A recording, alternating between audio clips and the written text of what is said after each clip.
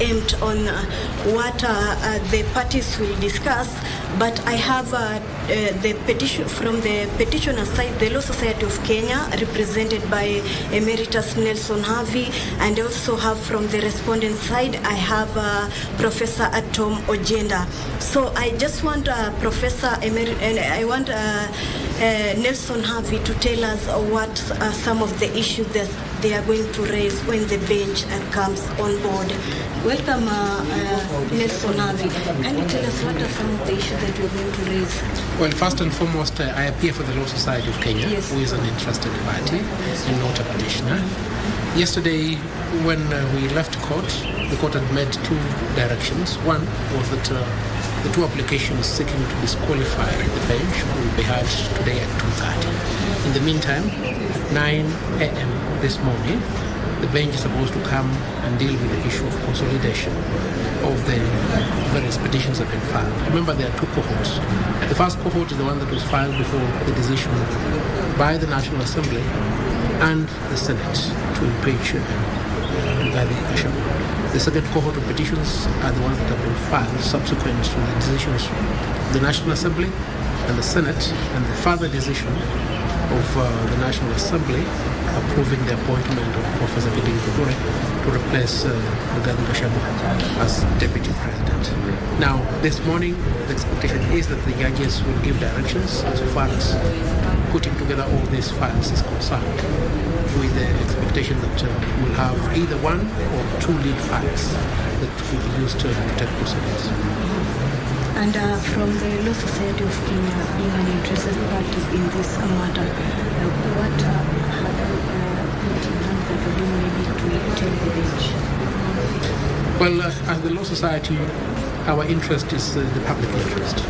And throughout these proceedings, there are two fundamental issues that we want to address the court with. One is public participation. As we speak right now, the public participation bill is still lying torpid somewhere.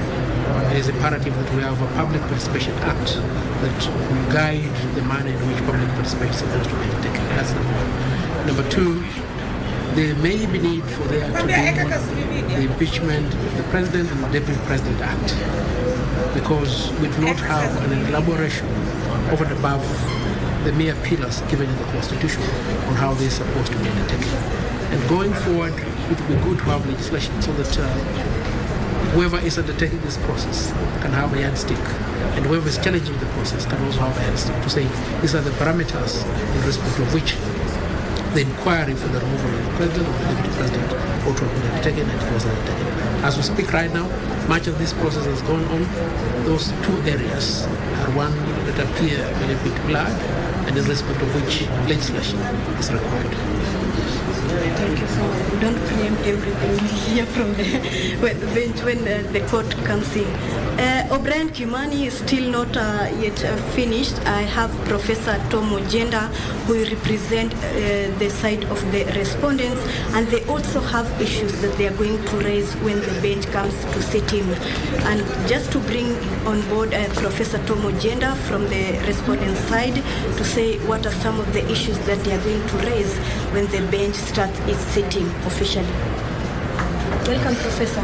Yeah, thank you. Yeah. The application is by the applicants, so we'll wait and respond. We will not raise it.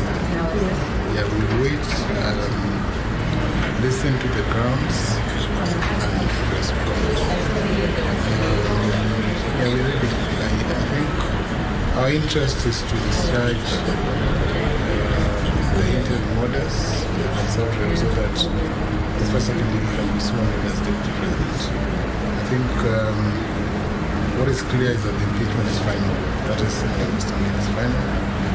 And that for 155, so then it is final. And there's no turning back. The first secretary should be sworn as quick as yesterday, because this country cannot go on without democracy. We must have it. That is a concern. Just before I let you go, Professor, yesterday we heard from the bench when the petitioners said that they are not satisfied with the bench as it is because